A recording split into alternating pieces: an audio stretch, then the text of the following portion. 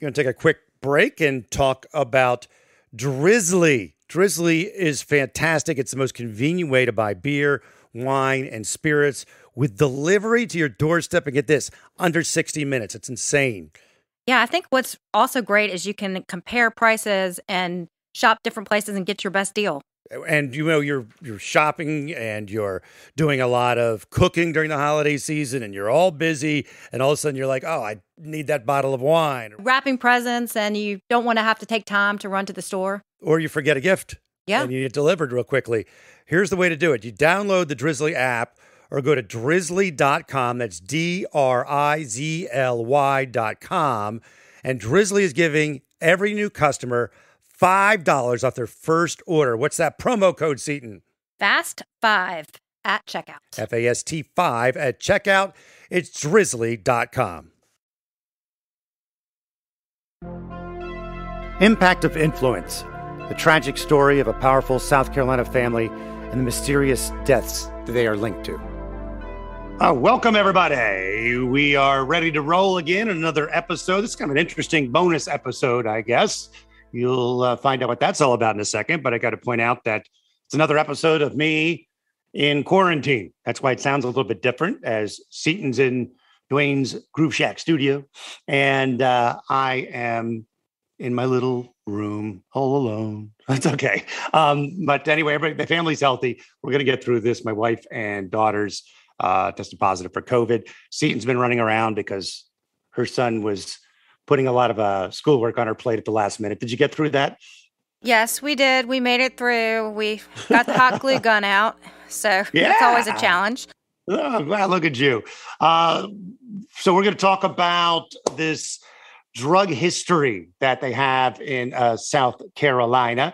And we want to tell you to reach out to us. And how can they do that, Seton? Yes, you can reach us on Facebook at Murdoch Podcast. And definitely feel free to reach out to us and also rate us if you like us. And we are so grateful to everyone who is listening. And before we get started, I want to welcome a new sponsor. Give it up for Founders Federal Credit Union. Love it. Seton, talk about this chatter we hear about the Murdochs, Alec Murdoch and drugs. Yes, there has been a lot of chatter about Alec and drugs. We know that he is alleging that he has a 20-year-long opioid addiction. We've also heard about a grand jury looking into Alec's connection to this gang in Walterboro called the Cowboys. He has allegedly has some connections to them where he's been writing checks to couriers and they have been going to him. We also know that there's some property connections to a Boulware family. Back in 1983, there were some charges against Barrett Thomas Boulware, who was 27, and his father, Barrett Boulware, but those charges were subsequently dropped after a key government witness was killed when he stepped in front of a car in Florida.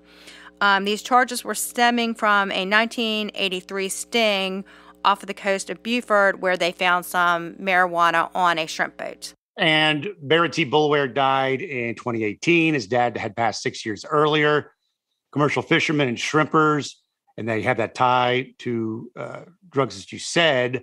And see, there's also, I guess, a little tie to Alec with that, with some property and stuff, right? Right. I think they co-owned some property, and the Moselle property was sold to them from the Boulware family. So we thought it would be interesting to hear about an area in South Carolina where the Murdoch story takes place. And this area was also the home of a major drug kingpins in the 70s and early 80s. Yes, and that is why we have this author on. This is going to give you, I think, the flavor of the Low Country in South Carolina. So it is the author of Jackpot, High Times, High Seas, and the Sting that launched the war on drugs. Jason Ryan joins us. Hi, Jason. Good afternoon. Thanks for having me on. I feel the book is about multiple things and multiple levels of stories. But what would your elevator pitch say for somebody about this book? Our Operation Jackpot was basically the story of a couple bored South Carolinian boys who decided to make the most of their lives and make a lot of money and have a lot of fun, just doing it in an illegal way, unfortunately. So they traveled the world, made tons of money, saw and enjoyed the finest things in life, And then it all came to a big crash when they got caught, and Uncle Sam came prowling around and looking at what they were alleged to have done, and started uncovering a massive criminal conspiracy that involved dozens of people. And the thing why I say it's kind of leveled is that you could say it's a story about business. You could say it's a story about friendships. You could say it's a story about relationships. You could say it's a story about the start of the drug war. So there's many things that I felt were layered in this book. So I appreciate the way that it was written like that.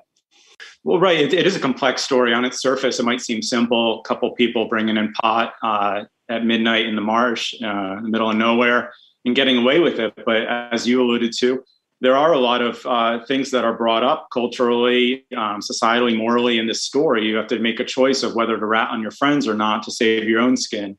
You have to make a choice whether to cheat on your wife and girlfriend when you have the opportunity to be with so many different beautiful women around the world. You have the choices to face as to when do you get out? When's enough money enough? When do the stakes get too high?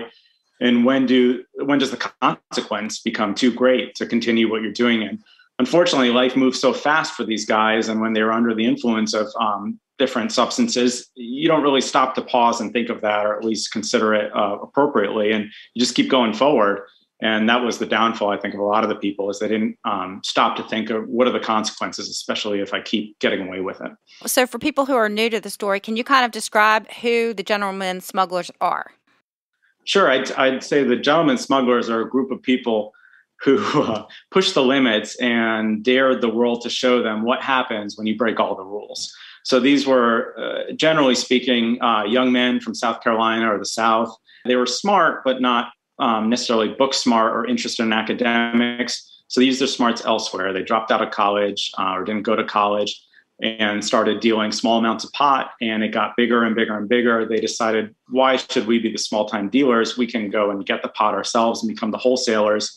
And so they became professional smugglers in their young 20s and were millionaires by the age of 25, most of them. On paper, it's pretty simple. You get a boat, you head south to Jamaica or Colombia, South America. You load it up with as much pot that can fit on it, hide it below if possible, and sail back up and wait for the darkness to come and find an abandoned dock and unload it and then sell it. So, that said, it's just a few steps, but it's extremely complicated and required a very special type of person to do this and to do it well. Why do they call themselves the Gentleman Smugglers? There are a couple of differences with the Gentleman Smugglers, and they were named that because they chose not to carry guns. It was all about good vibes, good times, handshake deals, even with millions of dollars involved. The Gentleman Smugglers are a rarity in that there's no violence, no threat of being killed when you did business with them. And that was refreshing. I call it a golden age of marijuana trafficking, golden age of drug smuggling, before you worried about Uzis coming out or, having your, being robbed and your throat slit, things like that. Yeah, it's definitely not Narcos, what you see now on a lot of the HBO specials and that sort of thing. You definitely get a different vibe from these men. But I was surprised that all of these young men who grew up in the Bible Belt, a lot of them had close families, professional parents, why they would take the risk of getting involved in drug smuggling. Life was just too boring otherwise. They didn't want to grow up and have the same jobs their dad did and work at the bank, work as a lawyer.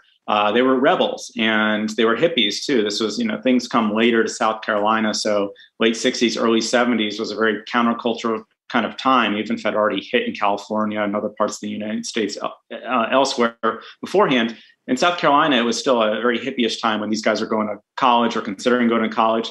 And they just didn't want to live in Columbia, South Carolina. I think I call it a boring hellhole or something like that in the book. I don't mean to be rude to Columbia, but for these men in particular, it was just not satisfying. They wanted to be near the water. They wanted to be near other young people where the action was. So they moved to Miami and Key West and Florida in general because there was more of a pulse down there. The problem was there were a lot of drug smugglers in that area. And over time, the police were starting to catch on to things. It got too crowded. So the Gentleman Smugglers reluctantly moved back to South Carolina because it was a great place to smuggle. Maybe not their favorite place to live, but there was very little law enforcement. The DEA didn't even have a boat at that point in South Carolina. I think there was a single DEA agent who was stationed. His territory was from Wilmington, North Carolina, down to Savannah. So it was beyond the, South Carolina even. So the cops were just severely outmatched by these savvy smugglers who just, again, every couple months would bring in 10, 20, 30,000 pounds of pot or hash into the marshes of South Carolina or other parts of the East Coast. You mentioned the marshes. I want to give people a vibe who aren't from South Carolina, what the layout of the waterways and the marshes and the bluff mud and all that stuff that goes with it. It's a region that's unlike others. So you have, say, in Florida, you have the Everglades. In Louisiana, you have the Bayou, things like that. And in low country South Carolina, you have a certain vibe and a certain waterways that work well. Explain to people who are unfamiliar what that's, because you describe it brilliantly in the book, but describe it to people what that area is like. I consider the marshes of the Low Country to be a giant maze. I really like to look at the marsh through satellite photos, and you can get an appreciation of how these, the word that I come back to a lot of times is capillaries or blood vessels. You look the creeks run through and rivers run through the marshes and just keep splitting up into smaller little waterways. So it's very easy to get lost. It's very hard to patrol because there are so many little turns you can take, and especially if you don't have a boat. And if it's dark out, it's even harder. So you have this giant maze and it's been used for centuries. Blackbeard, the pirate, used it to hide from authorities. Then in the Civil War, you had blockade runners who were using the marshes and rivers in the South to run needed supplies into the Confederacy past the Union blockade that was set up around the southern United States, the naval blockade. In the 20s and 30s during Prohibition, you had rum runners using the marshes of South Carolina. Again, just an easy place to go into and not be seen. And then, in my book, I describe the actions of these gentlemen smugglers who used the marshes in the 70s, 80s. You have so many different choices. It's not like there's just a few rivers. There are hundreds of inlets just in South Carolina. Then you can go south in Georgia, north in North Carolina and Virginia, and they have, marshes and the seaboard there as well. So it's just a great hiding place. It's also beautiful. All that said, it's not the easiest place to work. We have about 6, 7, 8 foot tides that come in and out of South Carolina every day. And so when you're bringing in these heavy boats that are sitting low in the water with literal tons of marijuana on board, you can easily scrape and get stuck on sandbars or oyster beds or things like that and be left high and dry in plain sight when the sun comes up. The oysters cut a lot of the people working on the boats, unloading the bales of marijuana. Some of the docks they used weren't reinforced enough to be carrying men, a bunch of men stomping on the docks carrying, 100 pounds of pot in their hands or 2 bales or so. Wow. And so they would fall through the docks at times. There are like so many things that could go wrong. So it was a great place to smuggle. It posed its challenges too. There are also mosquitoes, no-see-ums, all sorts of annoying insects that can bother you. It can be extremely hot and muggy in the summertime. So these guys earn their money. A lot of people say it was easy money, and it was to some extent, and it was certainly an oversized payment when you got it. But it required a lot of work to get it, and you had to be a smart, sophisticated, talented criminal. Not anybody could do it. And we're taking a little break to talk about something we have fallen in love with, which is Green Chef. Seton, you just told me you're ready to go order some more, and so am I. Yes, I love it. There's so many definitely choices, and everything is pre-portioned, easy to follow.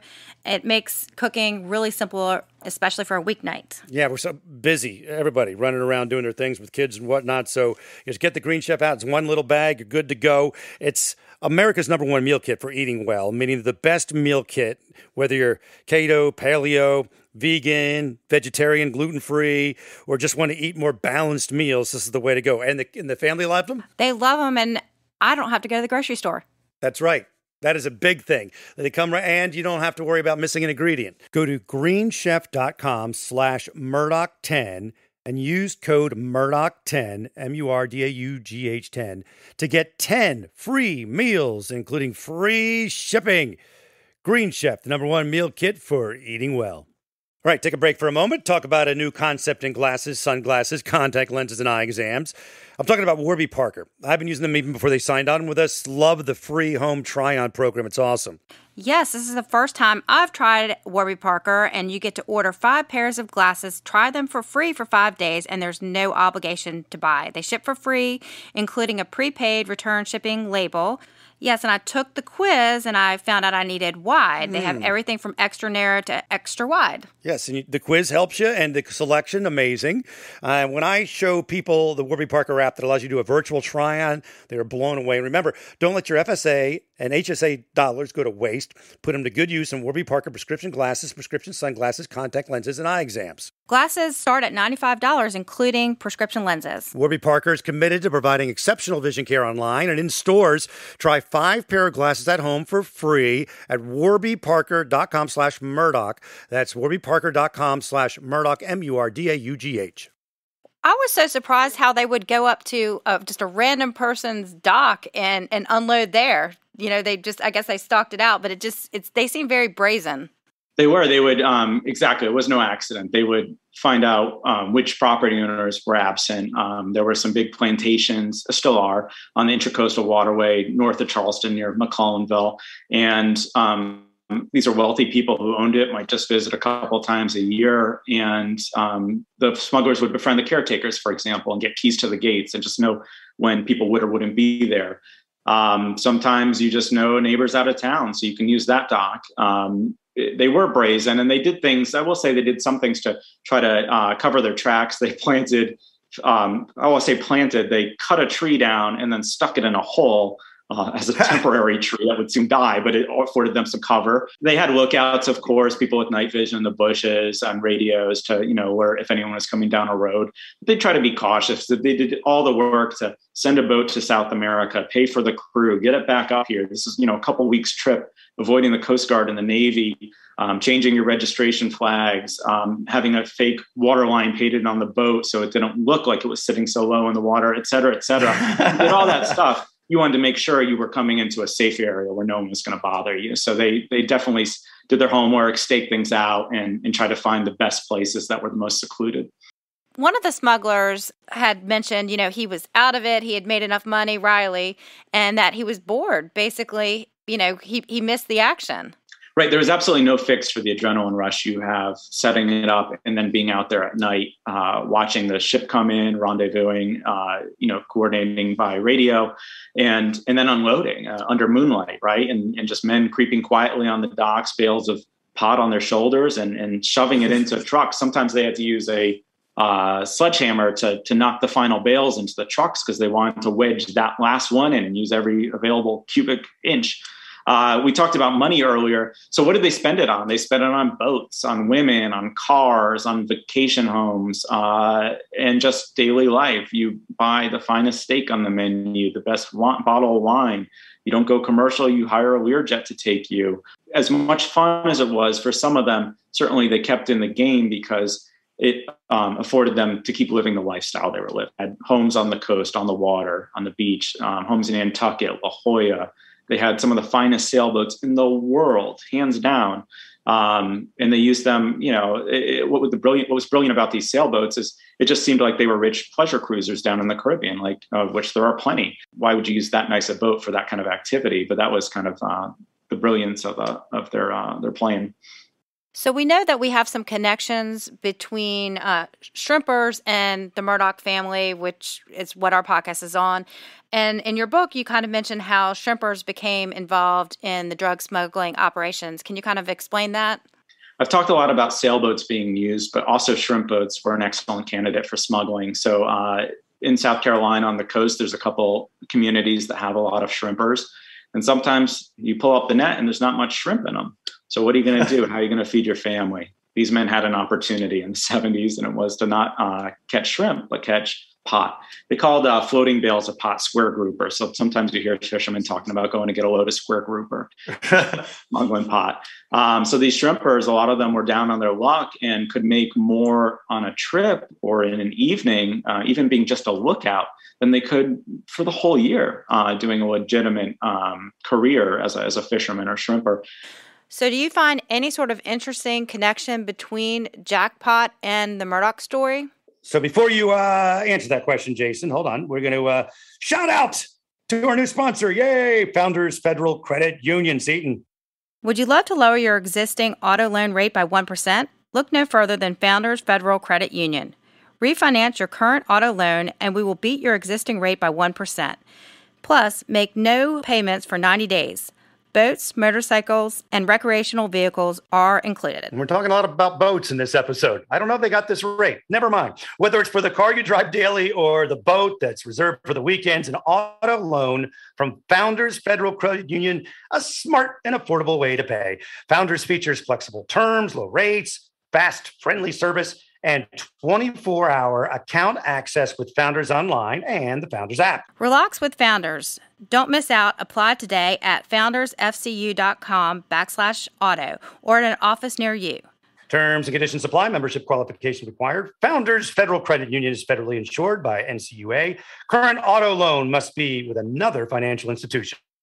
Okay, back to the question. What do you find interesting between the Murdoch story and Operation Jackpot? The thing that's interesting about the Murdoch case and also Operation Jackpot is that they occurred in roughly the same geographic area.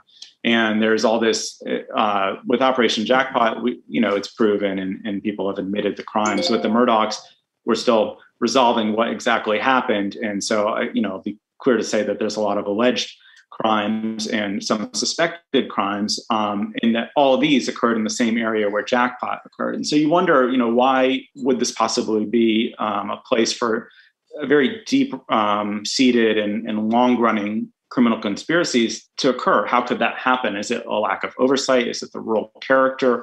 Is it something in the history of the area that promotes rebellion and against the law, or against, bigger than that, against the government? He's seeing how South Carolina was the first state to secede, and the Civil War started here with Fort Sumter. So I think that's fascinating. And then there are all these other parallels where there's suspicions now with the Murdoch case, possibly unfounded, but nonetheless, people are wondering, why would Mr. Murdoch be in partnership with someone who was accused of being a former marijuana smuggler and has so much waterfront land, and also the presence of airstrips. And I can tell you, at least with the Gentleman Smugglers, sure, they would, beyond using the water, they would use airstrips, not as often, but you would land a big plane full of pot and just on a rural airstrip. It might be on a plantation that's inland a little bit. It could be a municipal airport. There was one bust I describe in the book that happened in Sylvania, Georgia, so near Savannah. And I'm trying to recall exactly, but I think the feds were onto them, and so they're just kind of waiting for the plane to land, and which is horrible luck for the pilot. But it's any place, whether it's an isolated marsh or an isolated plantation with an airstrip, any place you can go and land a big vehicle, that was attractive to the people who were smuggling. Just to be fair, the Bulwer family has never been convicted of anything, but did you come across that name during any of your investigation? No, it's not a name I was familiar with before I saw it on the news the last couple of months. Operation Jackpot was a sprawling investigation that targeted 4 different criminal rings, and that wasn't even everyone, right?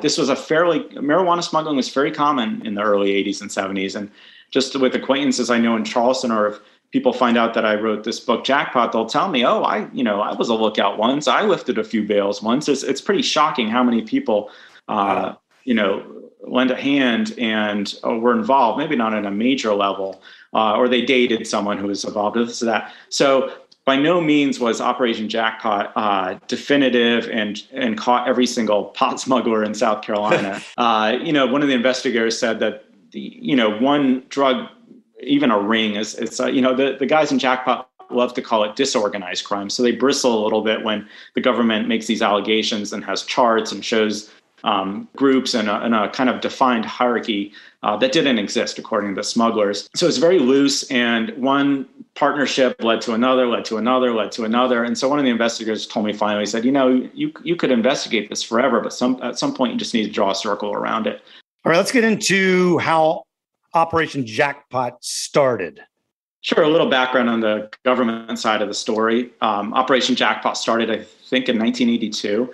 And essentially, the government had been hearing rumors and knowing that marijuana was coming into the country.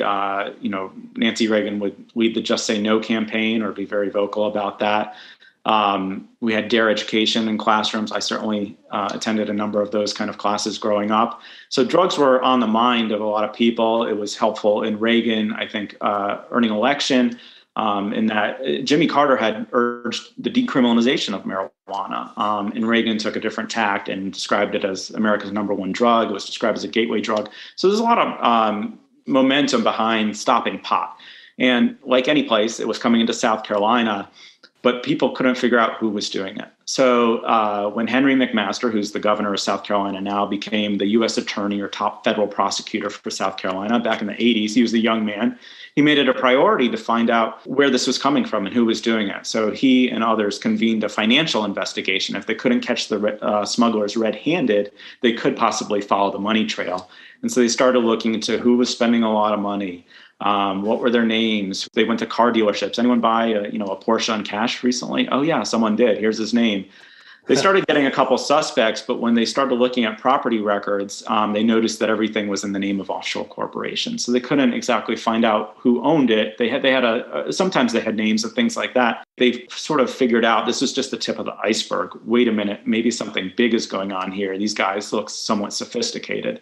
And indeed, they found, this homegrown network of smugglers who were using the coast right and left to bring in tons and tons and tons of drugs, basically without ever being noticed. Interestingly about Henry McMaster is he had gone to school and grown up in Columbia as a boy with a number of the people his office would later prosecute. So these were, childhood friends and college friends and fraternity brothers or in the fraternity system together, and ended up putting those people behind bars and was very unapologetic about it. Certainly, if you listen to his rhetoric back then, he fell in line with the Reagan way of thinking that, equated marijuana use with a lot of violent crime, break-ins, things like that. Some associations that have come under, I'd say, criticism and scrutiny and been looked at. Certainly today, marijuana is legal in many states, even for recreational use, and it's not is recognized as having medicinal purposes. So the stigma was much stronger against marijuana there back then, and certainly Henry McMaster exploited it to his advantage, and certainly it helped boost his political career, and he's indeed in office as the governor today. How much time did these smugglers serve? It depended. People who cooperated with the government did a lot less time. So even if you were a substantial or a significant smuggler, if you agreed to be a witness for the government and testify against people you had worked with, you might get 2 or 3 years in prison. For people who refused to testify against others, who refused to disclose where their assets were located, things like that, the hammer came down a lot harder. So Les Riley, who was one of the kingpins in Operation Jackpot, did about 17 years in prison. 3 of those in Australia, where he was fighting extradition. He was arrested over there originally. Another kingpin, Barry Foy, did about 11 years in prison. Another kingpin, Lee Harvey, died in prison. He was given a 40-year sentence and had contracted hepatitis before he went in prison and died of that disease there. So the sentences are a lot less stiff than they are today. And even some of those, even the long sentences, were a result of parole. They got out of prison. It could have been longer, but because of parole, they were let out. But now there is no such thing as federal parole. So comparatively, they got off a lot easier, especially for the quantities they smuggled and used themselves, than what a modern day drug offender would get in the courtroom. Yeah, that's great. Appreciate it, Jason. Appreciate it very much. The book is Jackpot, High Times, High Seas, and the sting that launched the war on drugs. Jimmy Buffett's mentioned in there, and John Belushi and others. Do you have some other books you want to let people know you have written and want to check out? Sure. Jackpot was my first book, and it's a great one, especially from South Carolina. If you want to try some others, I wrote a book about gangsters in Hawaii and a prosecutor whose son gets murdered. That's a true story about the underworld of Hawaii. That's called Hellbent. And then I have my third book is Race to Hawaii, which has no violence, at least not humans inflicting it upon each other, but there is some tragedy, I will say. It's about the first flights to Hawaii, and this is back in the 1920s. These brave pilots who took planes made of paper and wood and hoping they had enough fuel, and took off from San Francisco and tried to make Oahu by the morning. That's great. Jason, thanks a lot, man. I appreciate it. Thank you again. Thank you so much. I had a lot of fun. I appreciate it too. All right. Once again, we always appreciate you joining us on the podcast. Feel free to rate with a 5-star if you think we deserve it, and to share the podcast. Also, Seton, where can they go to find out more in the comment and let us know what we should be doing differently, better, or questions they have? Yes, you can reach us at Murdoch Podcast on Facebook, and we will try to get back to all your questions. We appreciate them. I also want to give Seton a shout out to your school you spoke to. Yes, I spoke to St. Anne's School, and they were a great group of kids. They are doing a project on the Murdoch case, and I did a lunch and learn with them, and they had so many great questions, and I definitely, hopefully, look forward to speaking to them again. Ms. Reinhardt, thank you for the invitation. Sorry I couldn't make it. I'm in lockdown. That's why this podcast sounded a little weird as I came in contact with someone with COVID, but so far, so good for me. We will talk soon. Cancer. So many lives are touched by cancer. In fact, 1 in 2 men and 1 in 3 women will be diagnosed with cancer. At the American Cancer Society, we're on a mission to free the world from cancer. It's a big mission, driven by little things like a ride to treatment, a free place to stay, a 24/7 helpline. But these little things are really the big things, because to a cancer patient and their family, they're everything. And every day we reach thousands of cancer patients who so desperately need these services. But we need your help to get these critical services to more people and families in need this holiday season. Go to cancer.org and join the fight against cancer. It takes just minutes to donate and help provide essential support to cancer patients and their families. Don't wait. More than 1 in 3 people will be diagnosed with cancer. Go to cancer.org right now and make a difference. Go to cancer.org.